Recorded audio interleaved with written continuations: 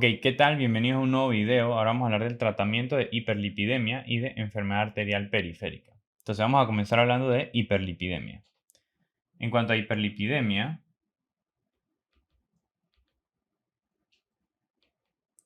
ya habíamos mencionado en el video de enfermedad coronaria sobre los valores de LDL. En una persona pues totalmente asintomática que tiene valores de LDL mayores a 190, es ideal iniciar tratamiento con estatinas.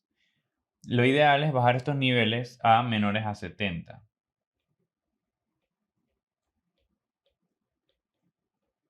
Realmente estos valores no son fijos. A medida que las guías van progresando, los valores van disminuyendo porque cada vez se demuestra que mientras uno más baja los niveles de LDL, mejor es el pronóstico del paciente y mejor le va al paciente.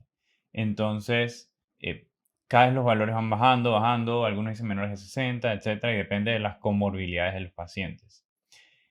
Usaremos estos números para esto y para los exámenes tipo BORD, pero también hay que saber otras cosas. No es solamente el número de LDL, que esto sería más que todo una persona pues asintomática o sin alguna otra comorbilidad, sino es ver si la persona tiene comorbilidades. ¿Cuáles serían? Por ejemplo, si la persona tiene valores de LDL entre 70 y 189, pero tiene alguna de estas, es diabético,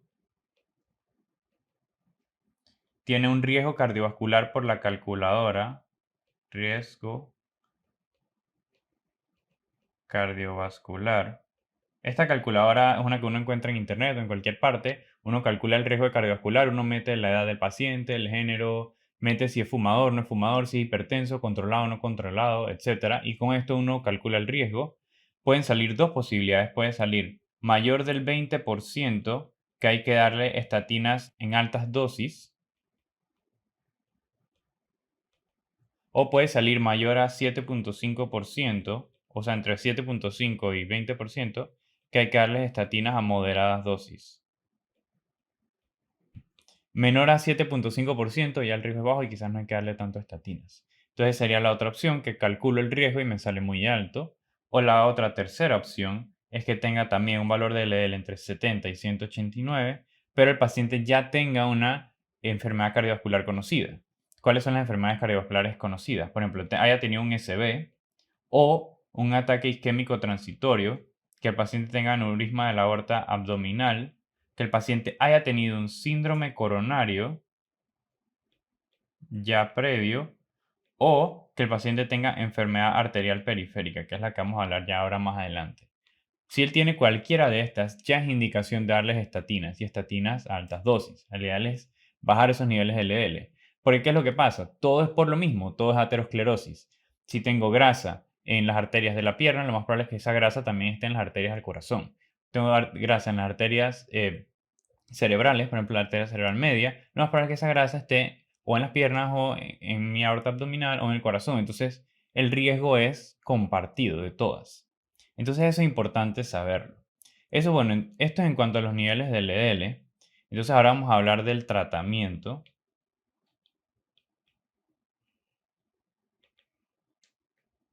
En cuanto al tratamiento, pues vamos a dibujar el hígado, vamos a dibujar el sistema gastrointestinal y el estómago, los intestinos.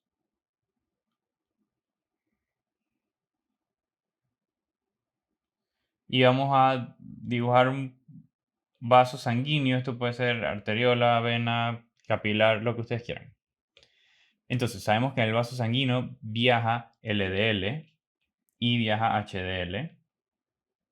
En cuanto a los medicamentos que vamos a hablar, primero vamos a comenzar hablando de las estatinas. Las estatinas lo que hacen es que hacen que en el hígado, bueno, inhiben la HMG-CoA reductasa. Entonces, inhibiendo la HMG-CoA reductasa, el hígado, el mismo hígado, va a producir menos colesterol, ¿no? Entonces, como produce menos colesterol, lo que él va a hacer es que el hígado va a aumentar los receptores de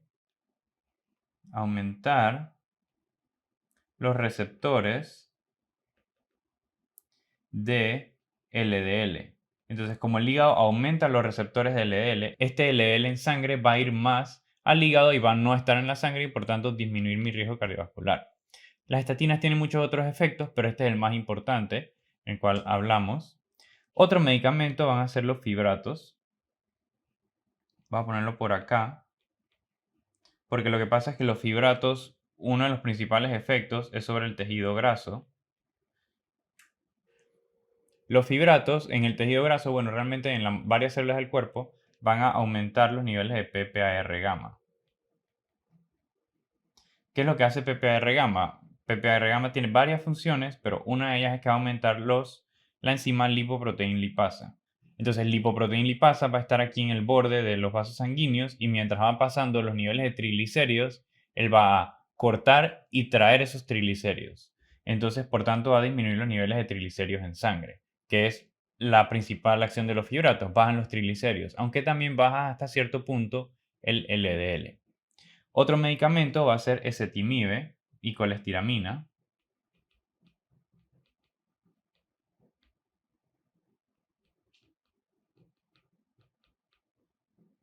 Son dos medicamentos distintos, pero los explico juntos.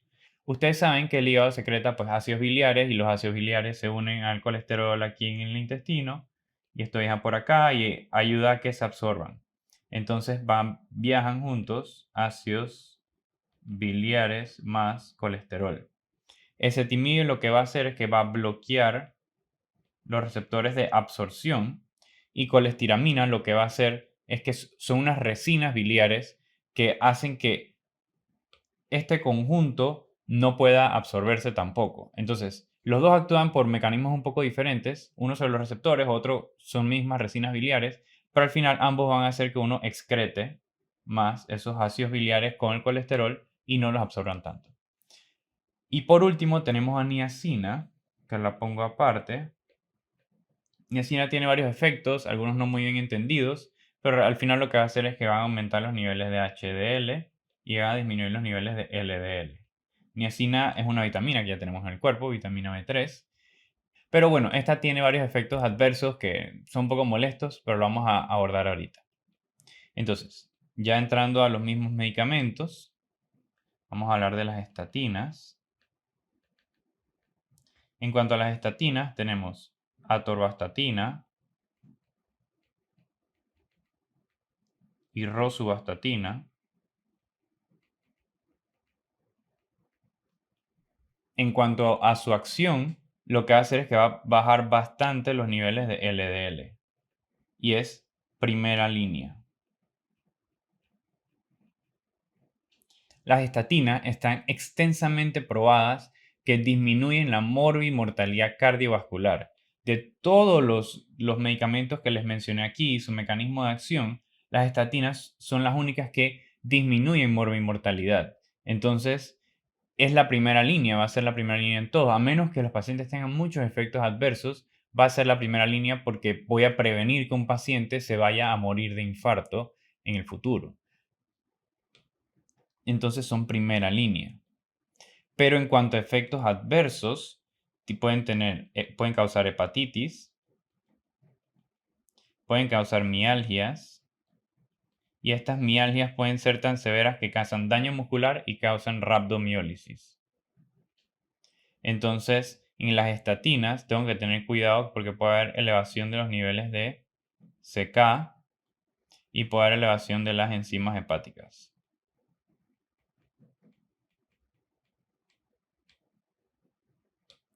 El efecto adverso más común, que a veces usualmente lo preguntan, son las mialgias. Puede ser hasta un 3%. Luego de eso va a ser más común la hepatitis y luego de eso va a ser más común la rhabdomiólisis. Voy a poner los números aquí al lado. 1, 2. En cuanto a efecto más común. Las mialgias van a ser hasta un 3% de las estatinas. Así que, como ven, no es tanto el efecto adverso. En cuanto al siguiente medicamento, vamos a ver los fibratos. Que tenemos fenofibrato. Estos van a bajar los niveles de triglicéridos principalmente. Le digo, hasta cierto punto también bajan la LDL, pero principalmente los triglicéridos. Y en cuanto a efectos adversos, va a ser lo mismo. También pueden causar mialgias y rhabdomiólisis. y también pueden causar hepatitis. Ven que los fibratos y las estatinas causan los mismos efectos adversos, bien parecidos. Entonces, es muy importante no combinar estos dos medicamentos, porque una pregunta que sí va a ser bien usar es que tengo un paciente que le estoy dando estatinas, quiero bajar los triglicéridos, entonces le di fenofibrato y tuvo una rhabdomiólisis. Entonces, ¿cuál fue el error? El error fue darle fibratos encima de estatinas. La idea es no agregar estos dos medicamentos. Ven que los efectos adversos son bien similares. En cuanto a ezetimibe y colestiramina, aunque son dos medicamentos que actúan de forma diferente, los voy a poner en el mismo.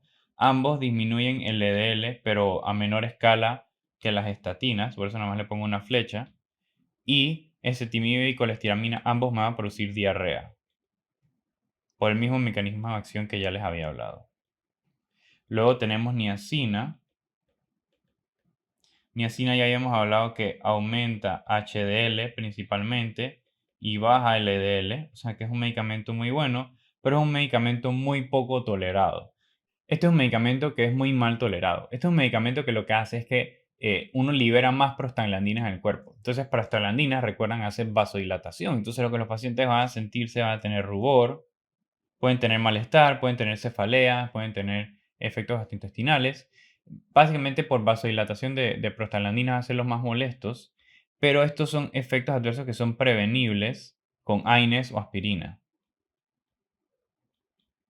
Entonces, si una pregunta me dice que hay un paciente que está tomando niacina, tiene rubor, está caliente, etcétera, la cara roja, ¿qué le puedo dar? Le puedo dar AINES o aspirina. Y con eso prevengo esto de niacina. Y por último, quisiera mencionar unos medicamentos nuevos que son inhibidores de PCSK9. No hay muchas preguntas de ellos porque son relativamente nuevos. Dos ejemplos son alirocumab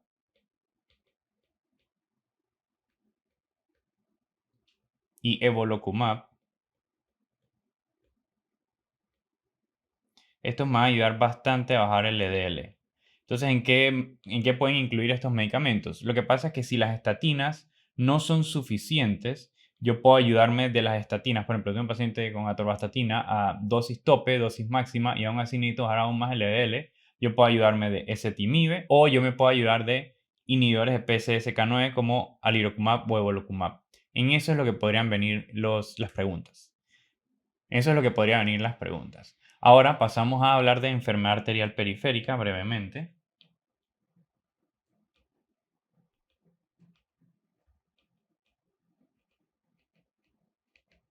Bueno, en cuanto a enfermedad arterial periférica, lo principal de saber es el índice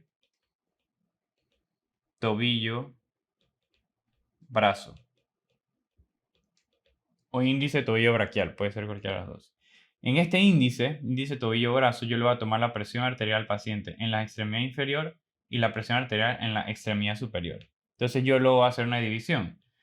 La presión arterial sistólica del tobillo versus la presión arterial sistólica del brazo. A todo esto se hace acostado, porque si hace parado puede salir erróneo. Entonces, yo divido estos dos y me da un valor. El ideal es que el valor esté entre 0.9 y 1.4. Ese es el ideal. ¿Qué es lo patológico? Lo patológico son una de estas tres. La opción 1 es que el valor esté menor a 0.9. En menor a 0.9 estamos hablando de enfermedad arterial periférica leve a moderada. Aquí es donde el paciente ya tiene evidencia de enfermedad arterial periférica, puede tener síntomas, los síntomas usualmente van a ser claudicación. Claudicación es que ellos caminan y vamos a decir, caminan 10 minutos y les sienten calambres, dolor en miembro inferior, pues en el miembro en que tienen esta enfermedad arterial periférica o esta aterosclerosis más severa, y cuando paran de caminar se les mejora el dolor. Eso es una claudicación intermitente, es característico de enfermedad arterial periférica. Eso sería una de las opciones. La segunda opción es que los niveles pueden estar menor a 0.4. Y esto estamos hablando de una enfermedad arterial periférica severa. En la primera, Yo, bueno, entre 0.4 y 0.9 yo voy a iniciar medicamentos, que yo ahorita les voy a mencionar el tratamiento, pero en la menor a 0.4 es probable que yo tenga que hacer una intervención quirúrgica a este paciente, porque está muy, muy disminuido. Y el paciente está en riesgo de perder la extremidad por un trombo agudo, que se trombose esta oclusión, como si fuese un infarto agudo del miocardio, pero en este caso en la pierna. Y la tercera opción es que tenga más arriba de 1.4. Entonces, esto me habla de calcificación. Entonces, el problema de calcificación en estos pacientes es que, bueno, esa calcificación no me dice cómo está verdaderamente esa extremidad. Puede estar, pues, bien grave o bien afectada, pero los valores me salen mal porque está bien calcificada el área y las arterias. Entonces, en cuanto esto sería que me apunta a enfermedad arterial periférica y realmente ya con índice tobillo brazo ya es suficiente para iniciar tratamiento, pero si yo quiero evaluar más profundamente la extremidad, yo podría terminar de hacer un diagnóstico con CAT o resonancia magnética contrastada. Incluso le podría hacer una angiografía al paciente, pero ya probablemente cuando le hace una angiografía es que ya voy a intervenirlo por ahí mismo. Entonces ya con esto puedo ver dónde tiene la oclusión, en qué parte tiene la oclusión, qué tan ocluido está, y entonces pienso en el tratamiento. En cuanto al tratamiento, lo primero va a ser siempre ejercicio. La primera terapia siempre de enfermedad arterial periférica va a ser ejercicio controlado, es decir, que cada vez el paciente se hace un poco más de ejercicio, un poco más de ejercicio, claro, como va a tener dolor y claudicación, hay momentos en que tiene que parar y luego resume, pero lo ideal es hacer ejercicio controlado. Ok, en segunda línea lo que yo haría es que tengo que darle una terapia antiplaquetaria a este paciente. Como les dije, él está en riesgo de que se forme un trombo en esta aterosclerosis de estos pacientes y por tanto tenga una isquemia aguda de la extremidad. Entonces, ¿qué yo le podría dar? Le podría dar aspirina o le podría dar clopidogrel como antiplaquetario. Esto va a mejorar la morbimortalidad de estos pacientes. Le pongo el gancho en cuanto a morbimortalidad. Otra cosa que le va a mejorar la morbimortalidad de estos pacientes van a ser las estatinas, como ya les he dicho. Esto es indicación de que estén en terapia con estatinas. Y luego de cuarto estaríamos hablando de cilostazol. Cilostazol es específico para enfermedad arterial periférica, pero no es la primera línea. Ya una vez que yo le doy aspirina, clopidogrel, ejercicio, y aún así el paciente, bueno, está sintomático, necesita otro medicamento, entonces yo le añado cilostazol. Y bueno, quinto, que ya realmente esto es una evaluación paciente por paciente, depende del nivel de obstrucción, los exámenes de imagen, etcétera, va a ser la parte quirúrgica, va a haber que hacerle una angioplastía.